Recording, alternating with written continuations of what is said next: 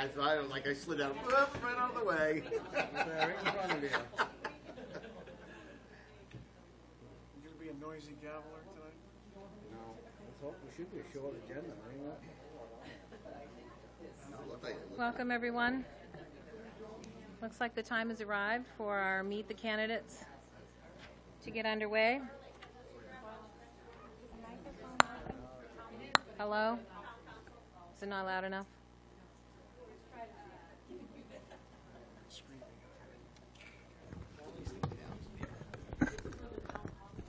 Oh, great. I feel like I got to be a little guy and get in here. Hello, hello, hello? That's a little better, isn't it? Yeah. Okay. Let's try this. It's just going to fall anyway. Welcome to our Meet the Candidates Night forum. We'll begin with some introductions for the contested races only. On our far left, up front, meet Don Fellows, a longtime resident who's active in town affairs. Even though he has several years of experience with his town government in different capacities, this would be his very first run as a town council position.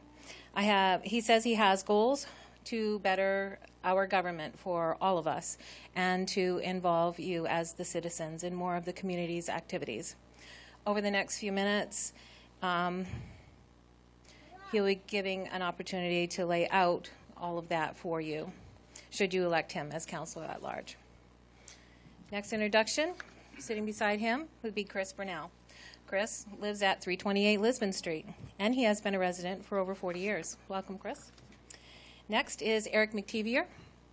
He has been a resident here in Lisbon for 24 years. He is self-employed as a businessman. He's the owner of Custom Tile and 196 Auto Sales. He's married to his wife, Carol, for 26 years. They have 3 wonderful kids and 2 amazing grandsons. He's been serving on the council for 3 years, and he says he would like to have an opportunity to serve 3 more. Next is Jim Hereman. Jim lives at 393 Lisbon Street and is a resident of Lisbon for 15 years. He and his wife, Stacy, he has 2 children, son Nicholas and Bradley. He has served in the military for 12 years, and he's working on 14 years at the corrections facility. He looks forward to hopefully serving this town as a counselor and a leader. Next is Mark Lund. Mark has lived in Lisbon since 1992, first on King Road and then recently on Route 9. He's a graduate of Lisbon High School, class of 1999, and earned a bachelor's degree from the University of Southern Maine. He served on the council for 6 years, including a term as council chair. Next is Chris Crawford. Chris Crawford is a Maine, you're a Marine? You're Marine Corps, right? Okay. He's in the Marine Corps. He is former business owner and a former law enforcement and current student working towards a master's degree in behavioral science. His wife and 2 children reside with him on Main Street in Lisbon Falls. He is proud to be a part of this community. Next, we have Mike Hebert. He lives at 106 Frost Hill Avenue with his wife Kelly and son Gabe. He's been a resident for 5 years. So we'll give these guys a round of applause and welcome you to the town meeting candidates night.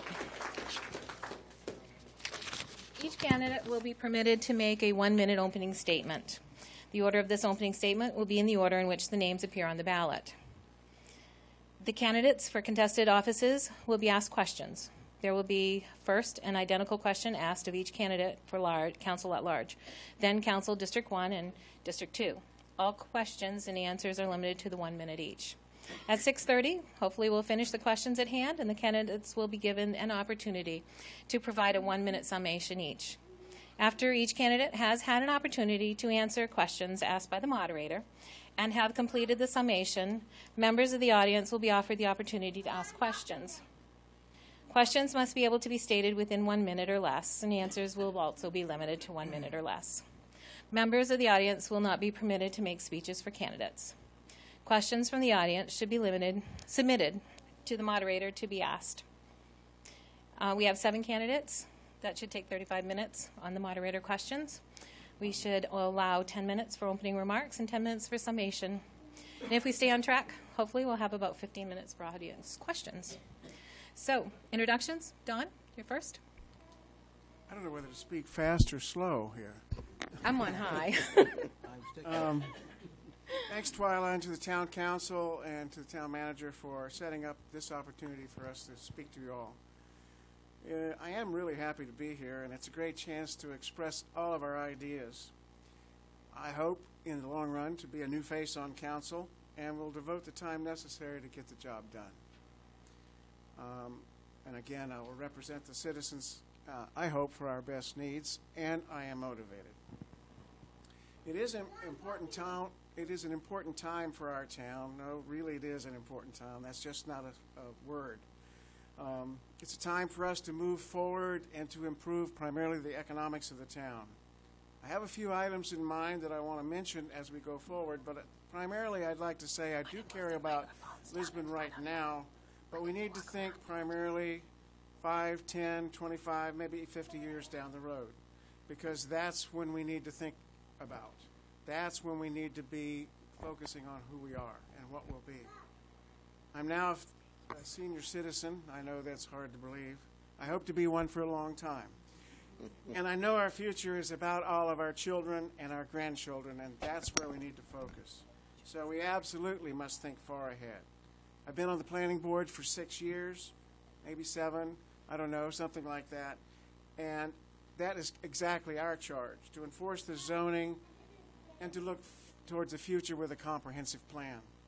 Now I'm going to be able to see one way or another that the planning board is advancing a change in a comprehensive plan. I actually have 14 goals for the town, so I'll share them later. Chris? My name is Chris Burnell, and as Twyla said, I've lived in town for over 40 years. I've been on the council for the last 3 years. I worked for the Lisbon Water Department for the last 10 years. I do care about this town. That's why I ran for office to be on the council. I do care about the future of our town. I brought a couple children into the town recently since I've been on the council. They'll go through the Lisbon school just as I did. Again, I care about everybody from little kids to old people, and I want to make sure everybody's treated fairly. That's basically why I got up here, because I do care about my town, and I want to be part of what was really going on here.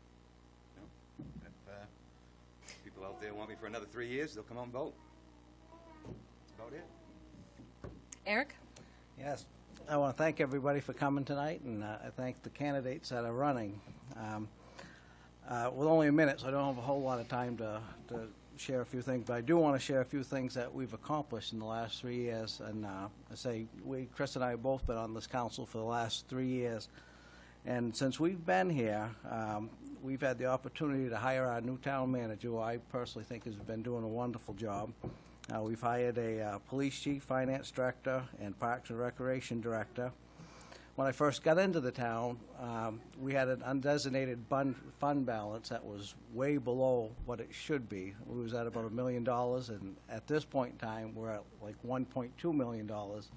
So we've more than doubled our fund balance since we've been in there. So I find that was a good accomplishment since we've been here. We've had a $2 million decrease in our mill rate since we've been on council. And we've seen 36 new businesses in the home occupation business come to town. Frosty's, Dollar General, The Shop, Roma Joe's, Daniel Buck Auction, the Lisbon Family Dental Care, and the Golden Dragon Martial Arts Studio, is just to name a few of them. And there's a lot more. Obviously, I mentioned there's 36 new businesses that come to town.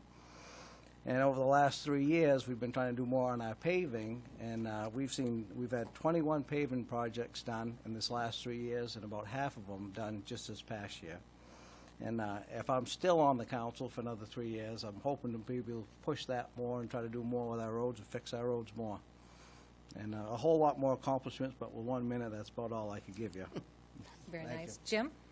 Hi, I'm Jim Harriman, a recent resident of 15 years in town.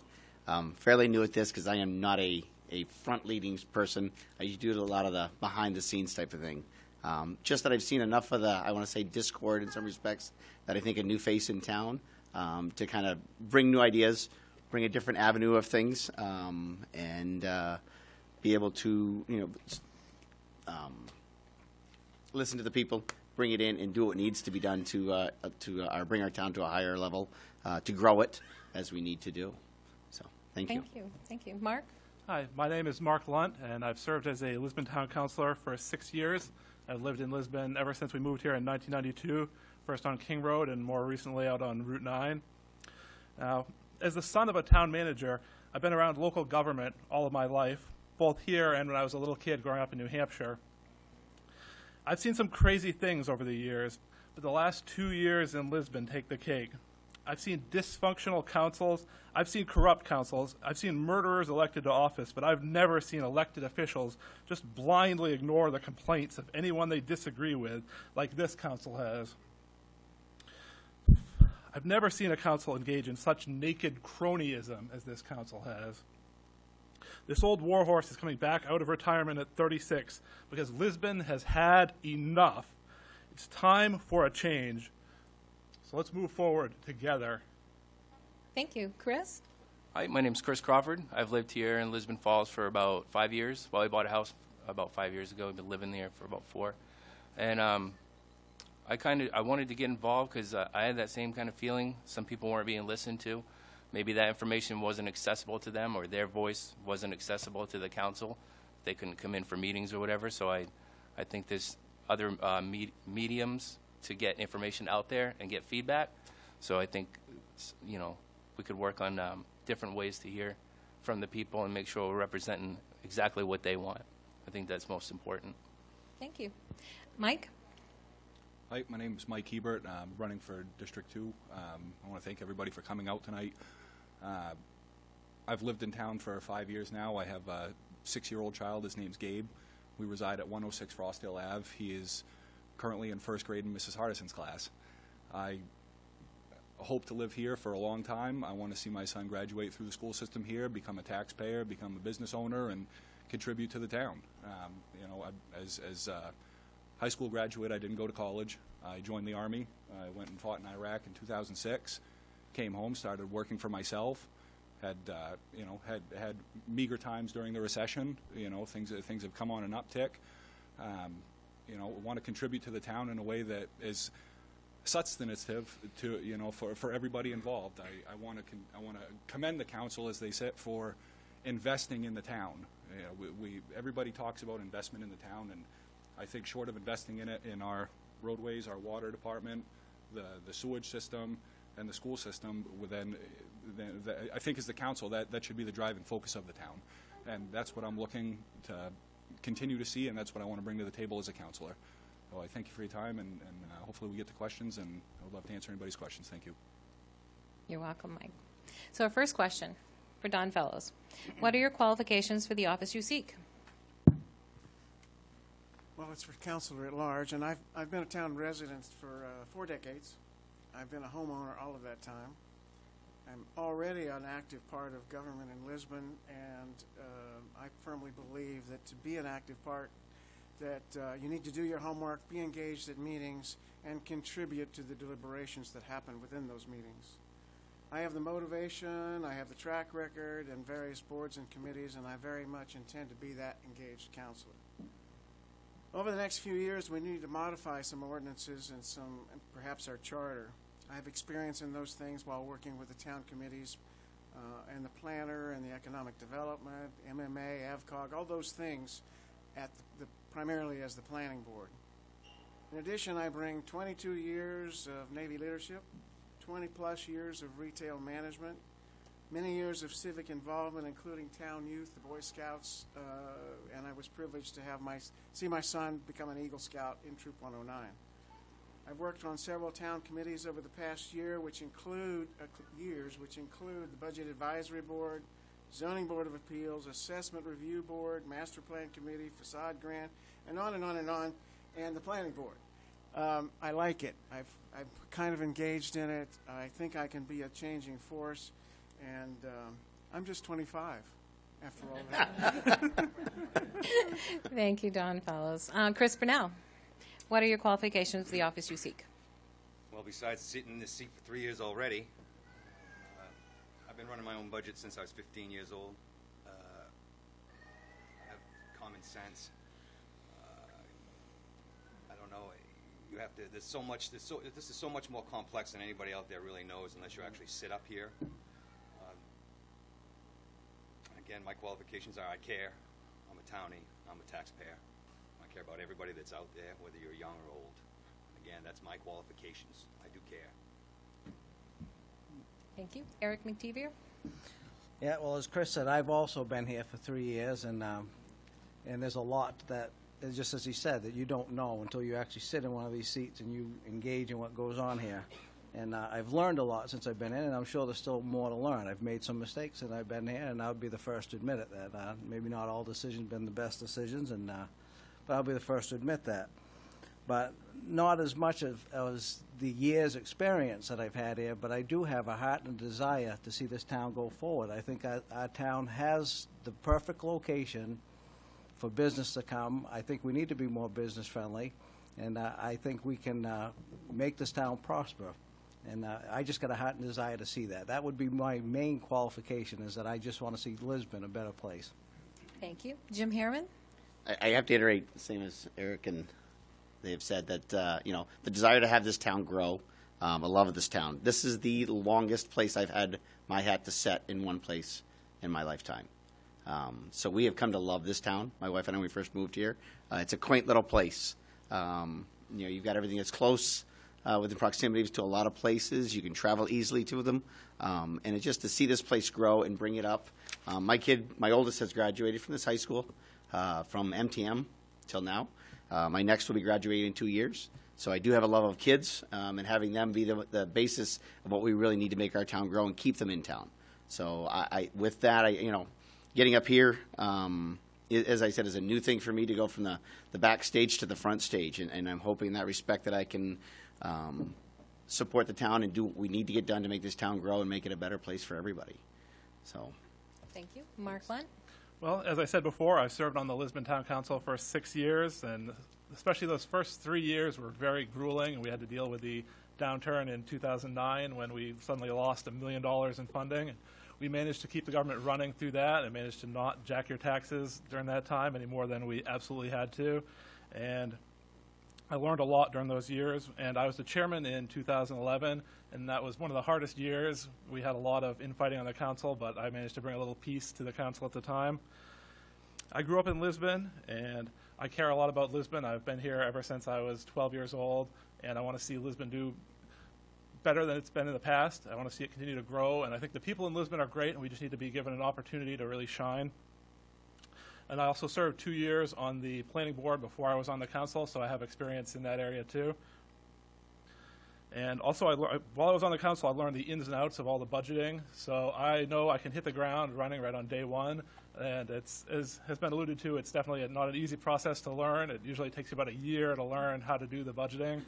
And so I can hold government accountable to the people. I have the experience and the character to do this job. Thank you. Chris Crawford.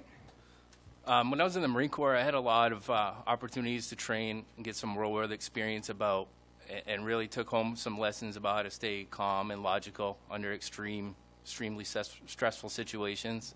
I think that probably matters here when you have the whole town. So hopefully that's something I can bring to the table. The American Legion here, I've been involved with them for the past at least 10 years on the local level, as well as some state committees I was appointed to. Other than that, my biggest and most important qualification would be just the desire to help the town out with moving forward, helping to set up future generations for success. And it's not only a desire, I feel it's a civic duty. Thank you. Thank you. Mike Hebert. Well, I guess my qualifications that would allow me to sit at a seat like this are that I understand how business works. I work for myself. I understand the need for investment within in order to prosper. I understand that if you try to hold $2, it goes away. If you spend $1, you make $1. And I understand the need for the tax dollars to go out the door in the proper fashion in order to attract new people. And ultimately, I think that's what I'm trying to bring to the table as a counselor is to project growth with investment from within. And I bring my world experience, my common sense to the table, and I would love to answer any questions that anybody has on the other end of things, and I look forward to those. Thank you. You're welcome. Next question for Don Fellows. What motivated you to run for the office you seek? I think the town needs to take the long view. I think we have not always done that. I think we've tried, and sometimes, and I think we end up basically embroiled in budget season, and then sometimes whatever happens after that happens. So I think we need to plan for the long view. That motivates me. I want to help directly shape the future of the town by having voting power. That motivates me. I receive many votes of confidence of some of the citizens, or many of the citizens, for my abilities to do those things, make decisions, and that motivates me. This town has moxie, and I think we need to show it, and that motivates me. But mostly, I think we need to live here like we were an important place, and that motivates me. Thank you. Chris Burnell. Again, the motivation was the fact that, as Mark Lunt will tell you, sometimes it takes more than 3 years to get some things done. I think we've done a lot to make the town a better place. I think there's still a lot more we can do to make it a better place for everyone. And I had to give Don some competition to run unopposed. I think that'll stop that right there, my 1 minute. Eric Mctvier, what motivated you to run for the office you seek? Well, what motivated me to run, originally I was going to be done after 3 years, but after seeing and looking back at some of the accomplishments that we've had in the past 3 years and things going in the right direction, that motivated me to want to do more. I saw what was going on. I saw the things that were growing. I saw businesses coming. I can vision Lisbon being much better than it is, and I'd like to be part of that. So that motivated me to go on and try to see more things happen here in Lisbon. Thank you. Jim Harriman. What motivated me to run? One, first of all, I was asked. Somebody said, finally, it's kind of time to pull your head out of the sand and really take a look at what's going on around you. And that happened about 2 years ago with the discord that we had between the school and the town. And I stuck with the side of the school in the respect that we need to take our children and keep them, as I said, here. They are our basis, what's going to make this town grow. Keeping them in town instead of having them grow up, graduate, and leave is not something that we need for this town. So my support is behind our children, that we need to have them here to make a lot of that go. Two other pieces for me that have come up is, one is being able to read our town budget as a general layman, as you want to call the terms of it. I like looking at it at a plumber's method. If I can put A into B and into C, I like my results. But if A goes straight to C and I don't see where it's all going, then that makes it kind of hard for me to understand where everything is. So being able to do that. So I do have a couple of ideas with that in respect of those things. And then, I know everybody has differences, but being able to take that and compromise, figure out what's right, what's not, and bringing this town forward. That's what's motivated me to come out here tonight. Thank you. Mark Lund. Well, after my previous time, my turn was over, I expected to be done with politics in Lisbon and go right off into the sunset and have some well-deserved time in retirement. But just when you think you get out, they keep pulling you back in. Just this summer, the recent Route 9 rezoning caused me to lose my faith in the council. Members of the council seem to be acting for their friends. It's cronyism rather than for the majority of citizens. And we all remember the school budget battle last year, as was just mentioned, when the council fought a losing but harmful battle with the school. I was motivated to run because I think we need a change in leadership in Lisbon, someone who will listen to the people, not fight against them. Thank you. Chris Crawford, what motivated you to run for the office you seek? The biggest motivator was the school department issue last year. I think that I have one child in school right now, and my second will be there next year. And so it was a pretty personal issue for me. And I've seen, all I really saw coming into this was division and animosity, and that can really bog down success for anybody involved. And I've also seen on the other side of that, when everybody works together, the success that can be created. I spoke with Superintendent Green yesterday, and I asked him, what's the biggest thing that the town council could do to help with the school department? And he said, respect and trust. That's pretty telling to me. That's all he wants is respect and trust and a good working relationship. So that's some of the things that motivated me. Thank you. Mike Hebert? The major motivation for me to run for office in the town of Lisbon is, though I've only been a property owner here for 5 years, I resided in Lewiston as a child, went through Lewiston Public Schools. I, on the other side of it, spent 4 days a week here, living with my grandparents on the weekends while my mother worked 2 and 3 jobs to make ends meet.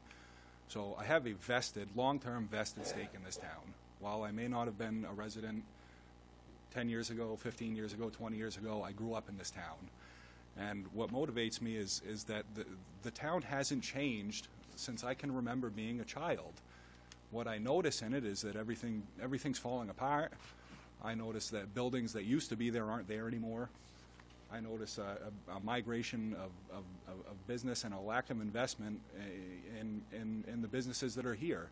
And I question why that is sometimes, and I think to myself that the town isn't exactly business friendly. On top of payroll taxes and property taxes for buildings that a business may own, the people are further burdened with a personal property tax.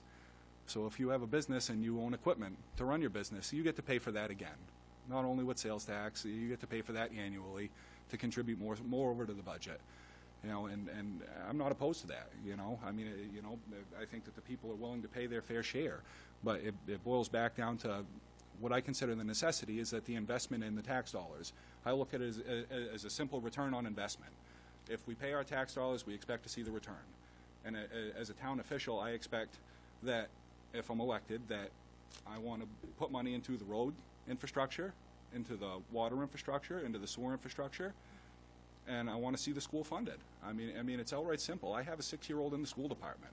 I have a lot of people because of the position that I took on the gym. Though I was not against it being built, I was against the funds being expended before the completion of the project, considered capital gains. So I mean, that it's in the past, and what motivates me is an idea that we can do better for our children and that we can keep them here. And I think that a way that we keep them here is investing in the school department in what I consider a meaningful way with bringing vocational education back to the school department here, where it's not a lottery system where we get an opportunity as a junior to maybe go to what could potentially be a 4-year program, and if you don't get picked, you lose. The town is so business full, it's just not it's not accessible in a way that when you get a college degree and out of state, that maybe you get to come back here and make a livable wage at it. There are plenty of carpenters, electricians, plumbers, heaters. If we train our kids in those career fields, they stand an opportunity to stay here and make a livable wage and support the local business that's here and help them grow. And to me, that is fundamentally what we owe our children, is the opportunity to stay here. And that increases the tax fold. It maintains the tax fold, and it brings more money into town in payroll taxes and property taxes. So I mean, that motivates me, the idea that we can accomplish that as a community.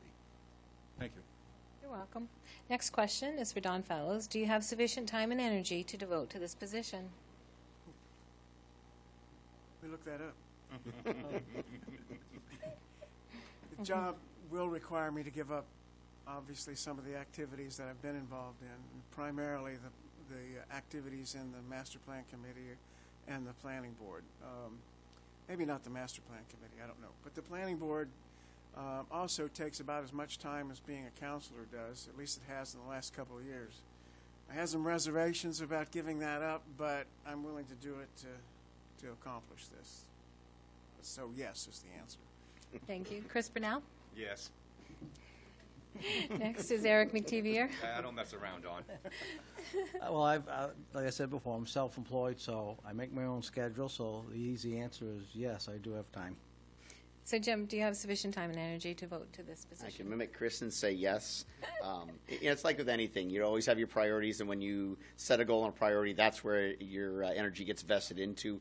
Other things that aren't as important or not really needed sometimes, Call of Duty, you take away from that and you go to where you need to. So my priority is to run for town council, and that's where we'll be when if elected. Thank you. Mark Lund? Yes, I did this thankless task for 6 years, including as chair, which takes probably, almost double the time you usually spend as a regular counselor. So I can do what needs to be done. And Chris Crawford? Yes, I do have the time and energy. Between school and family schedules, I think that if you care about something enough, you'll make the time, and I'm willing to do that. Thank you. Mike Hebert? Short answer, yes. I'll absolutely make whatever time is necessary to fulfill the needs of this office. Thank you. And the next question is for Don Fellows. With 1 or 2 meetings a month, all boards are limited in what they can accomplish. How should the board decide what is most important? I'm not sure how those priorities were set in the past. Like I said before, I think it becomes all about the budget for about 2 or 3 or 4 or 5 months, and then whatever comes next. However, I think that we may, as a council, want to consider going back to workshopping our goals, but begin that process with a tour or a retour of all the town facilities that has been done in the past here. Even for existing counselors and new counselors, that is a consultation with staff that is well worth the effort. So after you do that, I think then it's time to sit down with all the other management department managers, town manager, and workshop the goals. Thank you. Chris Burnell? The things that are most important here that we try to accomplish is too much. When you try to break it down, it's thank God we have Twyla. Where was I going with that? Everybody's got like a little cheetah right here in front of us. Again, most important things are the big ticket items. We all know what it is. It's the school, it's the police department, it's the fire department, it's public works. It's the stuff that really makes this town keep rolling. And those are the things we do first. We try to get accomplished the big stuff. And then any other thing that comes along that's not a giant, enormous money, those are the things that you try to work in after you get all the big stuff out of the way. That's what we've done in the last 3 years we've been here. Thank you. Eric Mctvier? Yeah, I would pretty much echo what Chris had just said. The same thing, and as Don had said, during budget season, obviously that takes top priority, and we have to focus on that. But when we do have different things that come up, we do, when we have in the past, as he mentioned, we have workshops, and we'll focus more on that. So, I mean, it ends up with more than just 2 meetings a month. So it takes a little extra time to put that into place. But we kind of prioritize by what the situation is at hand at the time, and it's kind of hard without having something right in front of us. But we take it as what we think is important at the time, and if we have to move it forward, then we do, and we set our workshops and get the job done that way. Thank you. Jim Hereman? I can agree with Eric. I think when you set your priorities, it's got to be, first of all, the town's already got a lot already started. So as new coming into that, you've got to kind of fall into the fold a little bit to follow where things are already in place, and then the ideas of what emergencies pop up. You do have department heads that are to do their jobs. So if something pops up, that's to come to us and say, okay, here's what's next. Here's what's become an emergency or what's not an emergency, and be able to, figure out really what, as you said, in the financial matter, how we can adjust those things and what's the best avenue to start with first, and then go down the list from there, as you would in any home avenue. So be able to set the priorities and budgeting for things that are going to collapse or things that are going to end, to be able to rotate things through. So I just being able to find that priority of what is most important, and then what the townspeople come up with, what's needed as additional things. So I think that's the best way with things. Thank you. Mark Lund? The board needs to focus on the things that will move Lisbon forward, controlling spending in a rational manner, investing in things that will enhance the future of Lisbon, and listening to the needs of our citizens, not putting personal friendships and agendas first. Thank you. Chris Crawford? I think communication is probably the biggest thing. Communication from everybody involved, whatever boards, department heads, and the residents. I think it has to be a good communication between everybody and a mutual respect, and you can decide as together what's to be worked on first. Mike Hebert? again, echo a little bit of what was said, previously, is that, the departments and their positive funding and the needs that they have to have met are an absolute necessity. But I also think that it falls back to the duty of the townspeople, to not only take part in what goes on in the town on voting day when you go out to vote, but to voice your opinions, come into meetings, bring your issues forward to the councilors. That to me is the biggest issue. Is that everyone? I hear a lot of people talk about how people aren't represented in the town. But when I come to meetings, there is meager turnout with generally the same 4 or 5 people here. So to me, it's not. It's more than just a responsibility. It's a duty as a citizen to participate in your local government. You can't complain that your needs aren't being met if you're not voicing your opinion where you have to. We can talk about it all day long behind closed doors, but unless you're willing to move out into the public, voice an opinion, and take a chance that your idea is worth pursuing, then you never know. So I challenge the people of Lisbon to to go out and do that. Thank you. Thank you. Next question is, think of an issue facing Lisbon that you care about.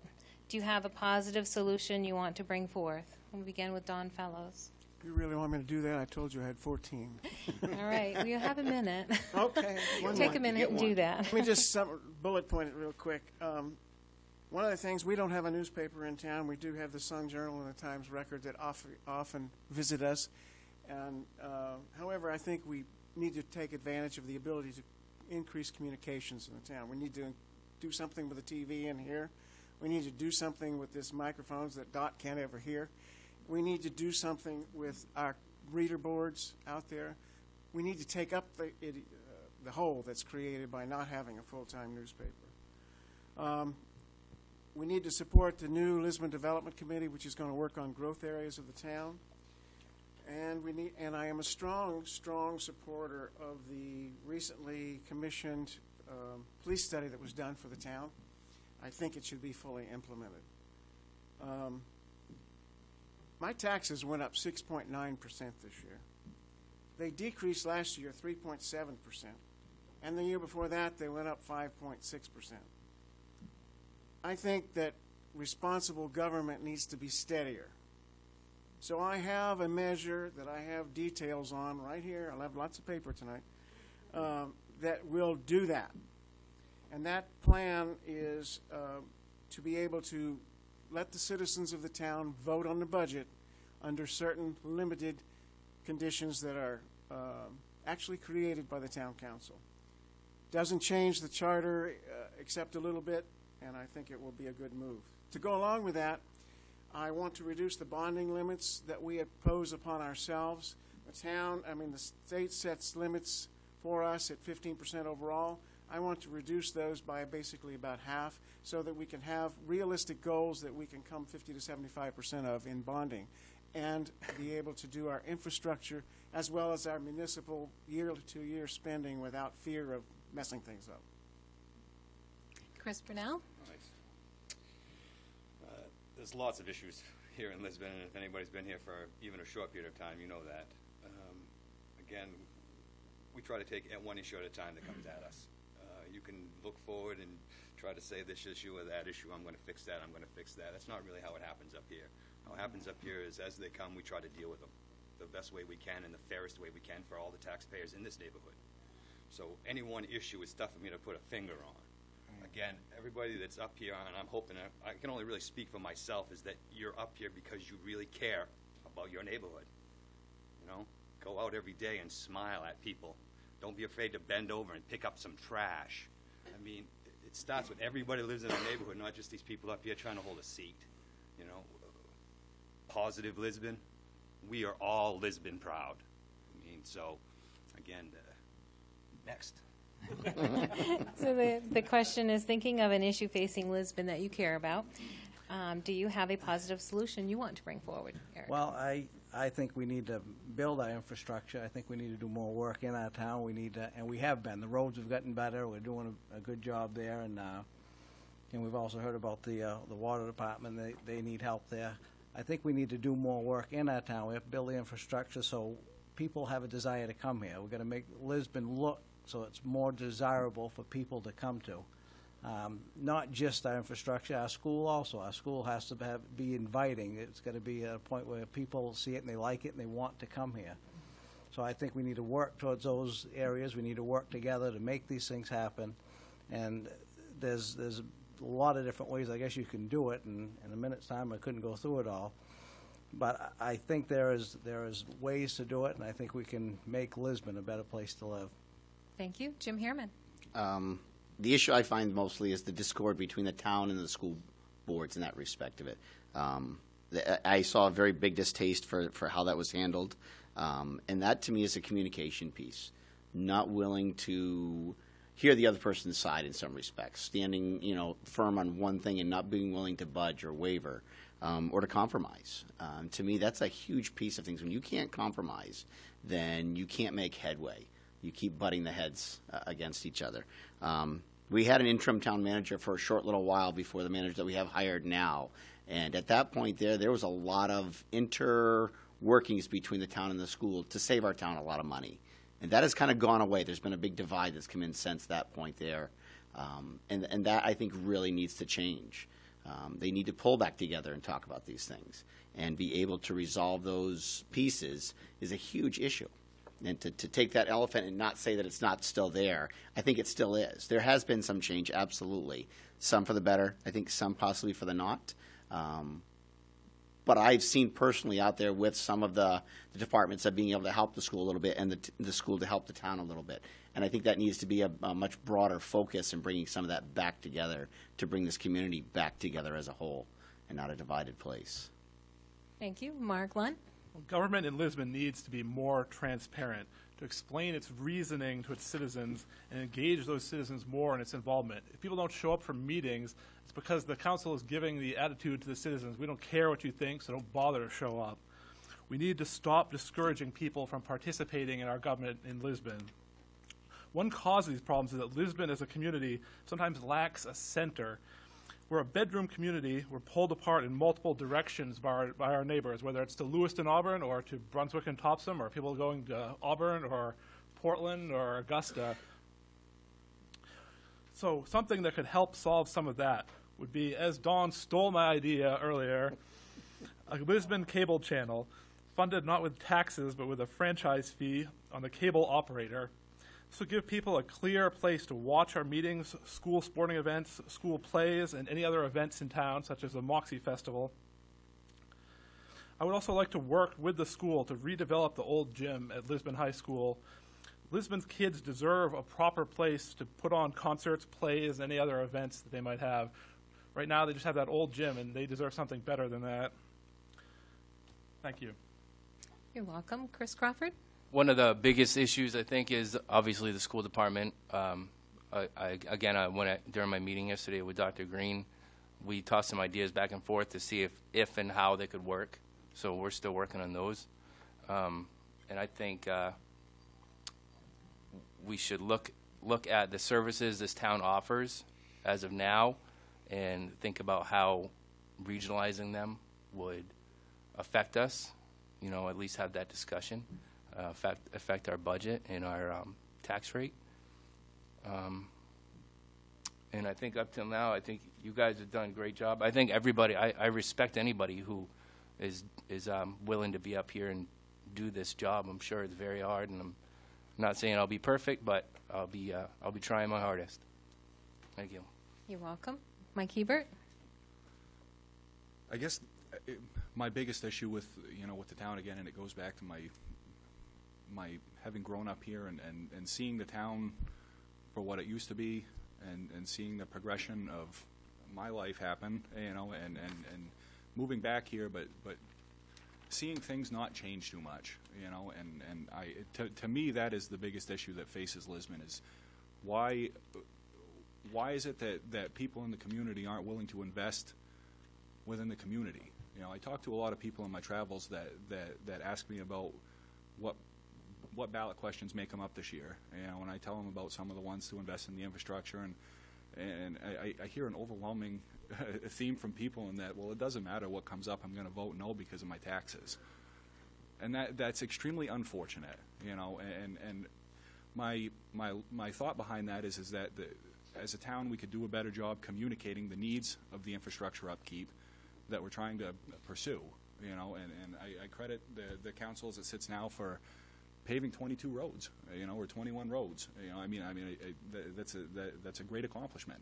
It moreover needs to happen. You know, we have water mains, which Chris can attest to, that are failing, that need upgrading. And Water tower.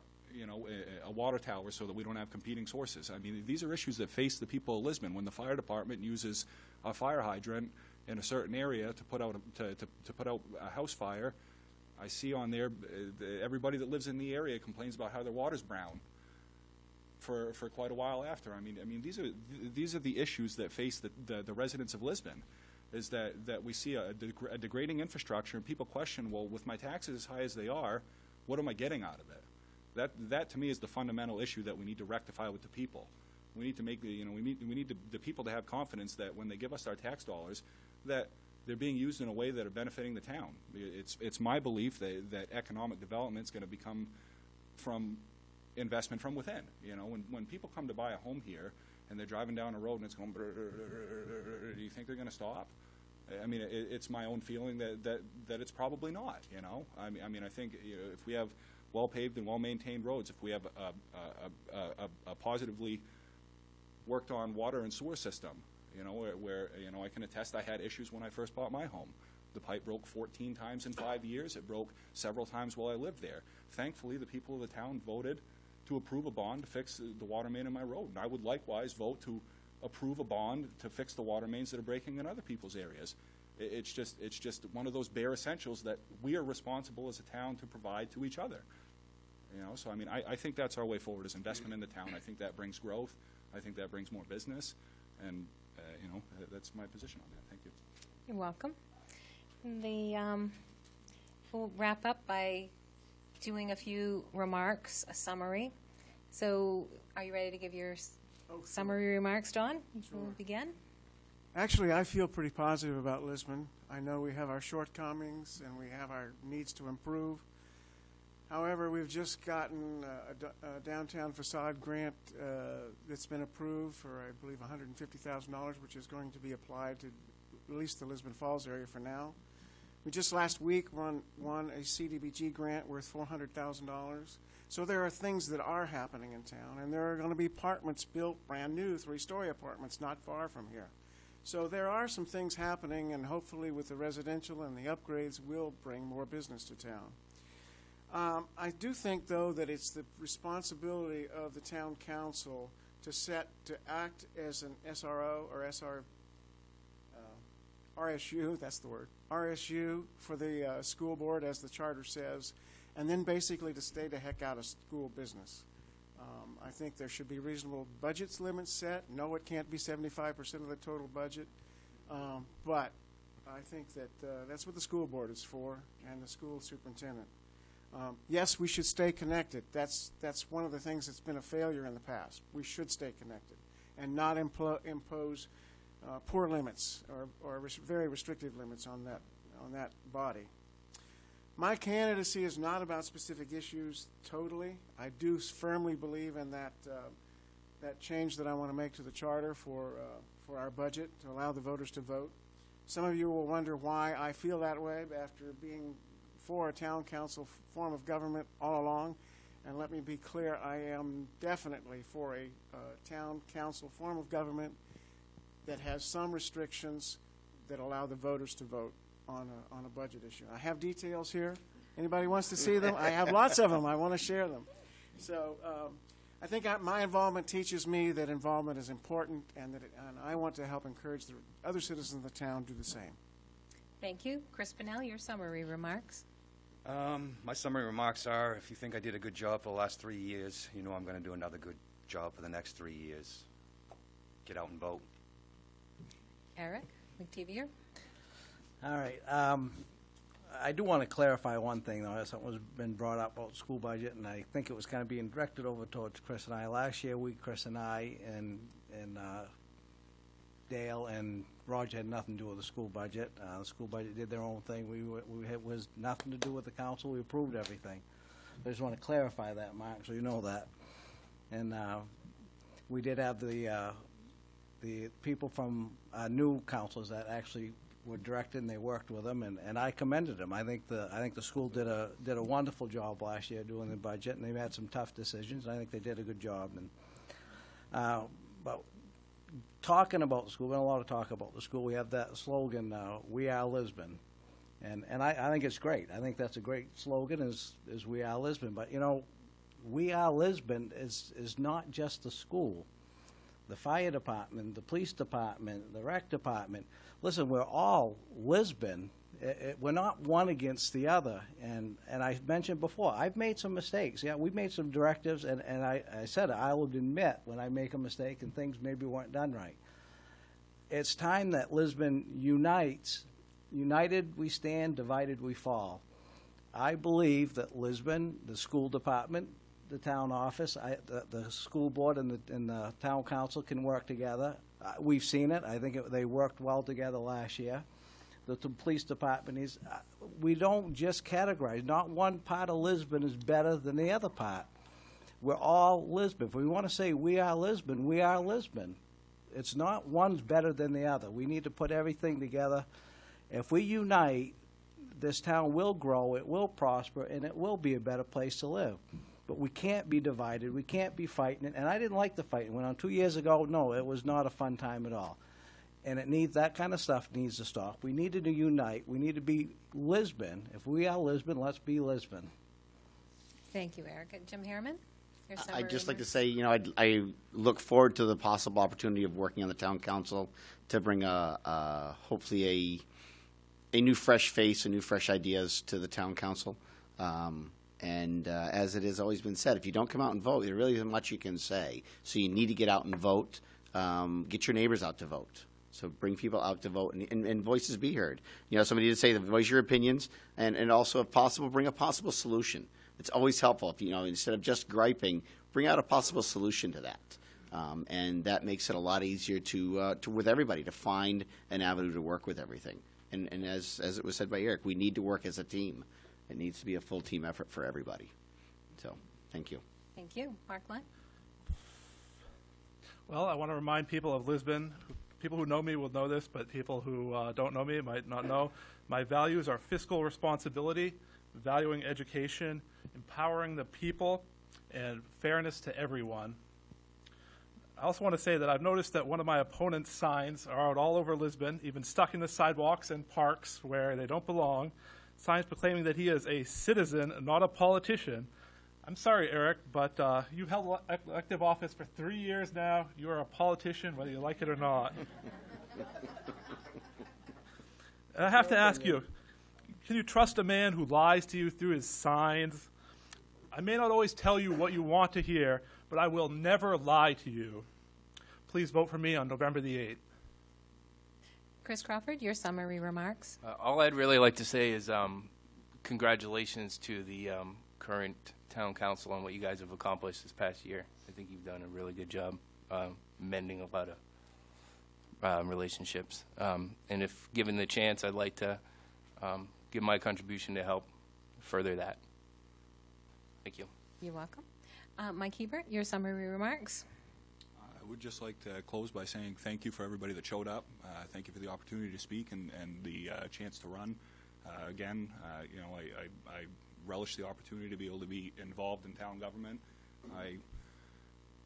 I ran again because it's kind of one of those things where I look at my son and I think to myself, the day after the last election, he asked me, well, how come you didn't get in? And I said, well, because it wasn't the will of the people. The people chose that they wanted someone else to run, and that's that. But I think back to that election, and there was 600 people that voted for me last year. You know, so I mean, there was a substantial amount of people that chose that they liked me, they liked my ideas, and I want to continue to further to try to push that. You know, I have people accuse me of having an agenda, and I guess you know, my only way to put that to bed, I guess, in a short period of time, is that my agenda is the town of Lisbon, is seeing that we're provided what I consider the required things that the town is supposed to provide to us: good public roadways, good clean water, an updated sewage system, a responsible dump. You know, I mean, you know, again, I said it before, I think scales at the dump would be a positive way to rectify any kind of losses there. You know, I mean, it's just the dump should run budget neutral, other than salaries, potentially. So, I mean, and I think there's a way that it could run neutral of salaries. So, I mean, it's, you know, there are ideas out there. You know, I've said them before, and I'd be happy to discuss anything with anybody. And, you know, I appreciate your time, and I thank you for everybody for coming to listen. Thank you. You're welcome.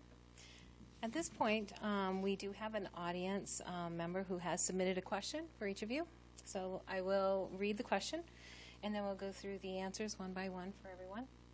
My question regards the question that was put to the voters a few years ago. Do the voters wish to vote on the budget? Our current council form of government does not allow for a public vote by other than the council as our elected representatives. However, the voters did show a clear desire to voice their opinion on the budget. My question is, how do you plan to deal with this ongoing topic, especially in the light of the response by the voters? Don Fellows? Good luck. The luck of the draw, huh? Did you hear my proposal a while ago? You have a minute.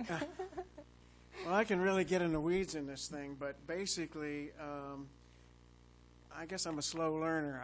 I've kind of listened over the last several years, and I know we had a straw vote on that, and I know the voters said, yes, I'd like to vote on the budget. Doing that is not as easy as one would think. It does require at least a change in the charter. So my situation is this. I don't believe the voters should vote on everything all the time. I think that's what town council is for. I think primarily, though, the way I would propose it is that if the council approves a budget that includes revenues and exceeds 5% of the previous year, then it should go to the voters for approval. And that's I have a question. a fairly simple way to handle it. Okay, I'll read it next. Thank you. That's a fairly simple way to handle it, and it keeps it, I think it keeps the town council from wanting to go to the voters to a vote. We'll keep it down. So if there is an overriding need where the council needs to have a budget that is larger than 5% over, including revenues, then the voters should have a say-so on it. Thank you. Chris Burnell? The voters, well, this used to be a different government we used to have here before this. And if people want more say, I think that they should, as Don says, it's not as easy as just going. If you want the charter changed, it's all about filling out the paperwork and getting people together to take a vote. So if that's what you really want to do, and you want to have more say or more vote or more pull on what goes on up here, you should be electing us. We should be turning around and turning this back the way it was. Oh. Eric Mctvier? Yeah, I do want to clarify one thing, though. I am not a liar, and I don't appreciate being called a liar, but Yes, 'cause there's things we could say to answer that. that's right. All right, so Yeah. we'll get back to the question. Okay. Yeah, it is not as easy as you say. And what scares me about doing something like that is the fact that not everybody, as you can see, there should be a lot more people here tonight than what you see. In our meetings, we only get a handful of people that show up for the meeting. So people are not always really informed on what goes on. And I guess what would scare me is if someone saw a budget come out and the people had an opportunity to vote on it, they may automatically just turn it down because they're thinking that it's going to cost more. They want to reduce it so they can reduce their taxes, and the town would suffer in a case like that because then we wouldn't be able to fund public works. We wouldn't be able to plow the road. We wouldn't be able to maintain equipment. So if stuff just kept getting cut down because people aren't getting informed because they don't come out to the meeting. That's why we've been elected, is to try to do the best we can with that. Now, like I said before, I'll be the first to admit, it's not always perfect. We do the best we can. We don't try to hurt anybody intentionally. We do the best we can, and that would be my stand on that. Thank you. Jim Hereman? I would say I'd have to echo with what Don had said, because I was initially on the idea that we needed to put it back to the people. And it was a resident who's been here for a long time who has said, it used to be that about 600 people would actually come out and vote on the town's budget. And I said, and we dropped it down to 7 people to vote on the town's budget. I feel it's a discord there in that respect. I don't agree with having just 7 people vote on what our town's budget's to be, but to have them involved. We did that for our school budget, and yet when that went on several times, it was blown out of the water by a town council who didn't agree to that, not listening to the townspeople and what they were saying. So I think that's probably where this is coming back up again from, is to bring that back forward, to let the townspeople choose. So I will, in that sense, a compromise with what Donna came out with. It's a valid avenue to work with, I think. So I think that's probably one of the ways that we should work with that. Thank you. Mark Lund?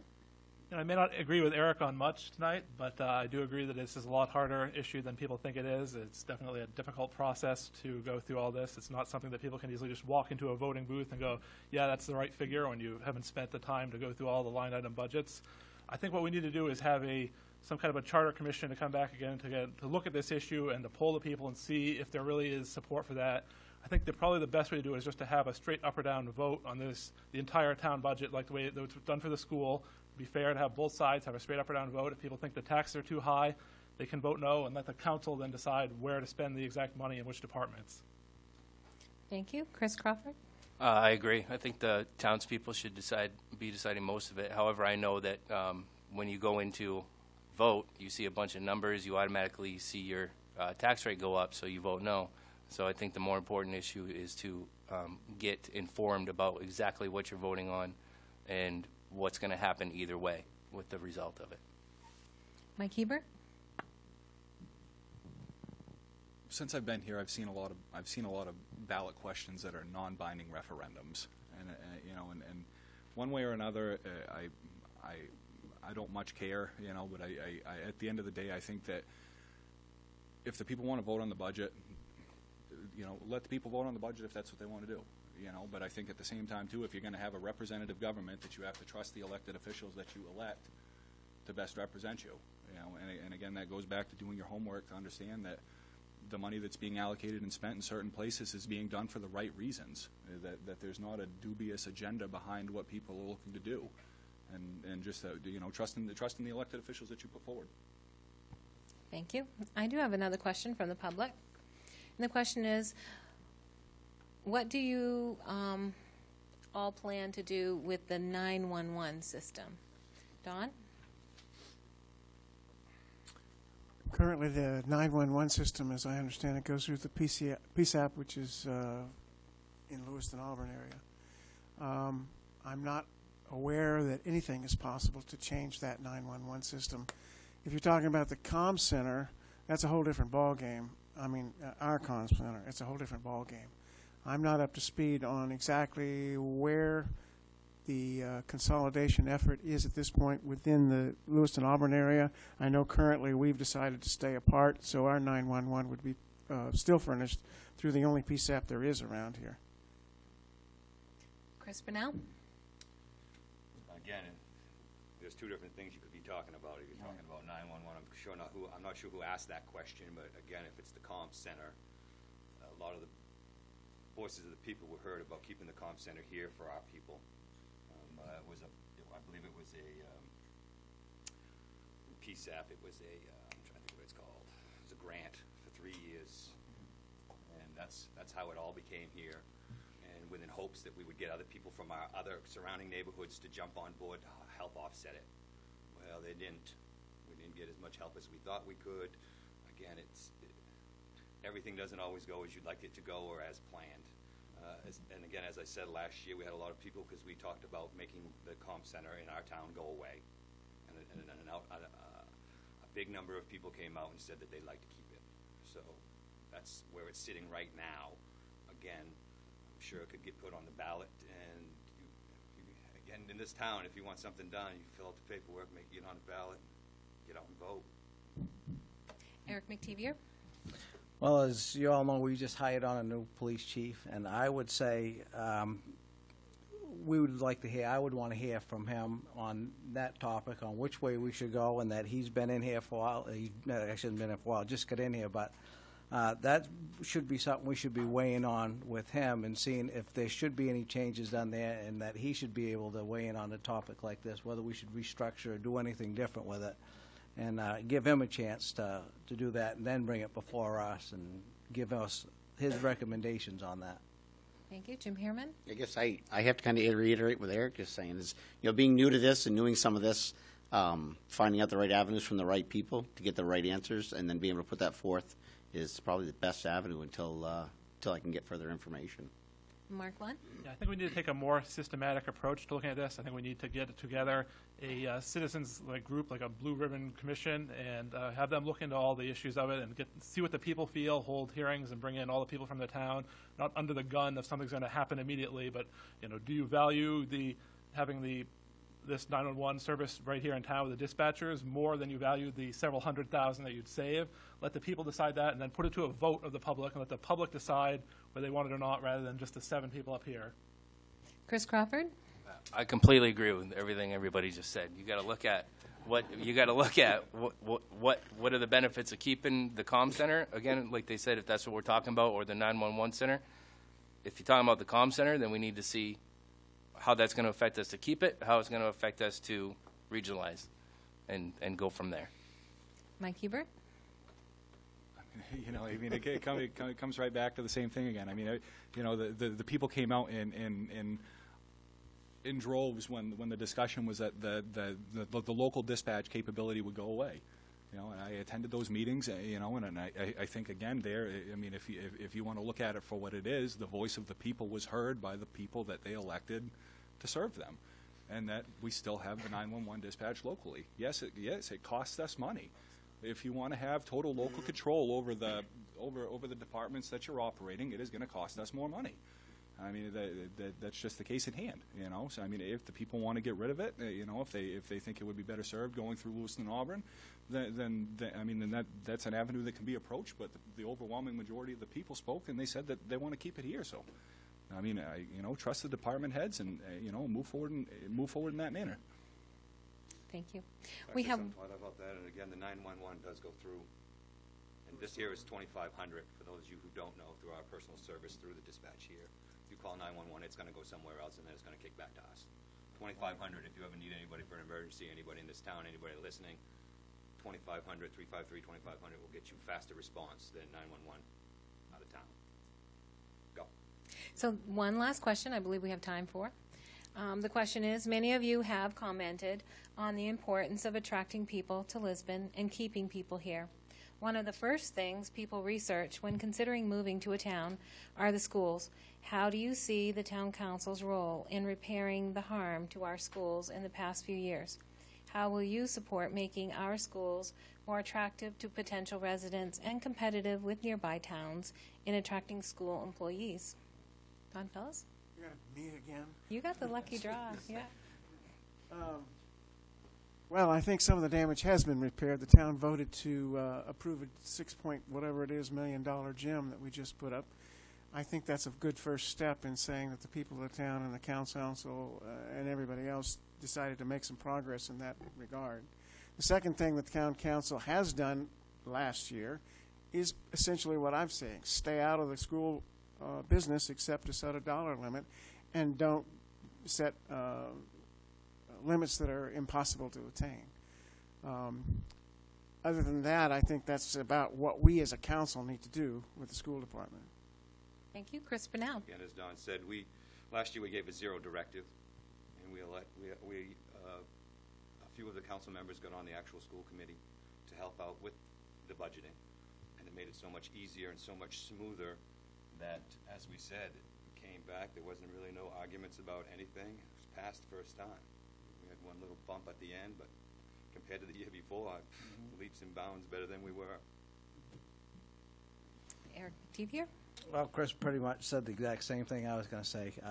We have worked better with the school, and it is very important, and they're exactly right, whoever asked the question. When people are looking to move to town, actually there's two things they're looking at. They want to look at the school system if they have kids, and they want to see how the school system is. They want to see if the school system is producing a good product, and then they want to look at the tax rate.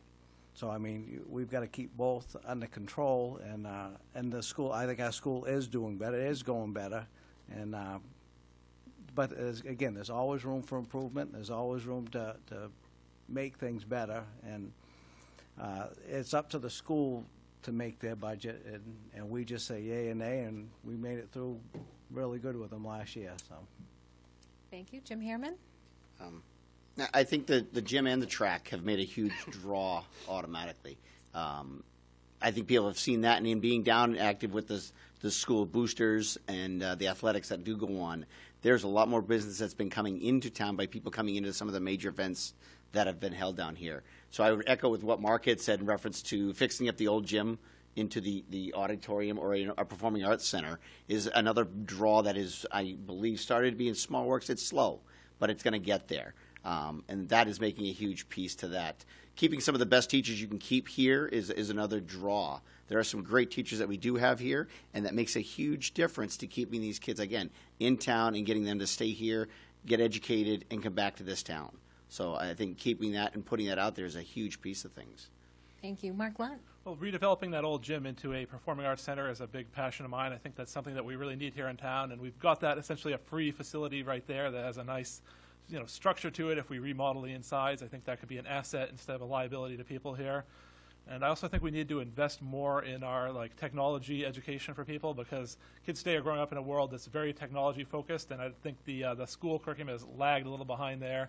So we really need to focus more on that, getting kids prepared for technology jobs. And let's see. I also think we need a lot more vocational training for people too, because there's much more demand for those kind of vocational jobs out there that we aren't really preparing people for either. It doesn't make sense to get people through high school and then just dump them out with no training for a job. And all the jobs say you need 5 years of experience, and where do you get the 5 years of experience if you're not rich enough to pay for it? So we need to make sure that kids are prepared to actually enter the job market. And Chris Crawford? Like I said earlier, I met with Dr. Green yesterday, and he was singing the council's praises for the past year and said that relationships have been mended tremendously. And again, all he asked for was trust and respect. So I think that if the town council continues down that road, big things can get done. And I also agree with Mr. Lund. I think technology and trades are a real important thing that we need to focus on as well. Thank you. And Mark Hebert? If elected to office, I'm willing to sit here in front of the taxpayers and the people that chose to come out and everything, and I'm willing to tell you that my vote will be decided by the people as a councilor, flat out. I'll stay out of it. I think that's the council has no role in dictating to them what the budget should be. We need to keep mindful of the taxpayers' dollars, but if the people approve the budget, they approve the budget. If they don't approve the budget, they don't approve the budget. That's the only way it comes back to the council for me, where there should be any kind of involvement from the town council. And that's my pledge to the people, that if the people approve the budget, it'll be a yes vote. If the people disapprove the budget, then we'll get them to go back to work and we'll hammer it out. Thank you. I want to thank all the candidates for coming tonight, and I want to thank you all for attending tonight's Meet the Candidates Forum. We've enjoyed getting to know each of you and look forward to voting on Tuesday, November the 8th. The polls are open from 7 a.m. to 8 p.m. Everyone now votes at the Lisbon High School in the new gym. Absentee ballots are available at the Town Hall until Thursday, November the 3rd at 6 p.m., and after that by special circumstances only. You're welcome to stay for the council's regular meeting. It will begin in a few minutes around 7. This forum is now adjourned. Have a good night.